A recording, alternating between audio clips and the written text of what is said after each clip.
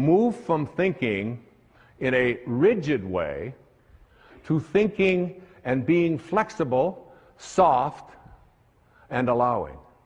From rigidity to softness. What a wonderful transformation that is.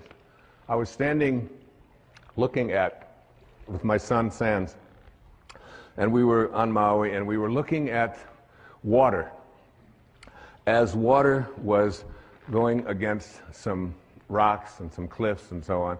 And in these pictures, in this moment, I said to my son, I said, which do you think is stronger? The water or the cliff? The water or the rocks? Which one do you think is more powerful and stronger? And he said, well, he said the rocks, obviously they're stronger and they're bigger and all. I said, water is very, very patient, isn't it? How much chance do those rocks have if they want to survive? I mean, what chance do they have?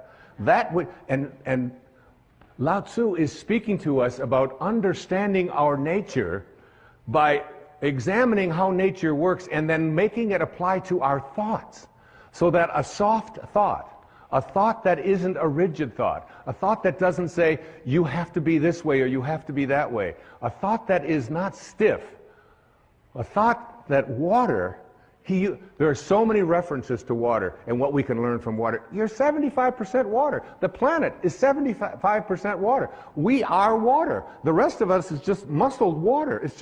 It's all water. And water is soft. Water can enter anywhere. You get into a conflict with somebody else, and you picture yourself as water. You can enter with water in any place that there's an opening. If you can visualize yourself as a being who moves into the space of water, if you can see yourself that way, you can just enter into those places in the people that you love, in your children, in your spouse, in anyone at all, and enter there softly. Here's verse 8.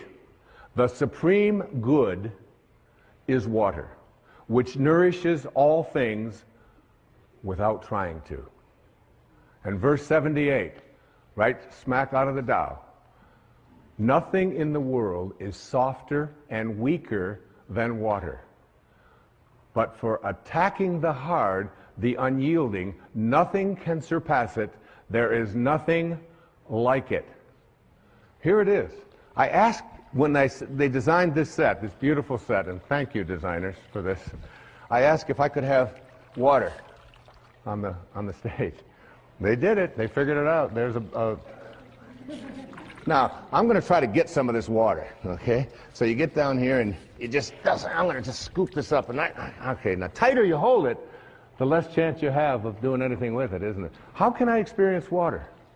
The way to experience water is to just get soft, just get unbending.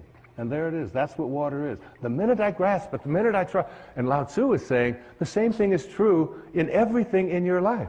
The more you grasp, the more you try to hold on to it, the more you try to be rigid with it, the less control you have of it. In front of my place on Maui, there is a beautiful set of 11 or 12 palm trees. And these are like 30, 40, 50 feet tall. They've been there for, I don't know how long, decades. And when the winds come and when the storms come, the storms will blow them over. There they are, watch. And they're just these amazing elastic things. I learned so much from these things. I go out there, when I wrote the essay in the book on the verse 73, I just went out there with the palm trees, and I would just commune with these palm trees, and they go all the way up, and then they come all the way back. That's a symbol for how we need to think in our own lives.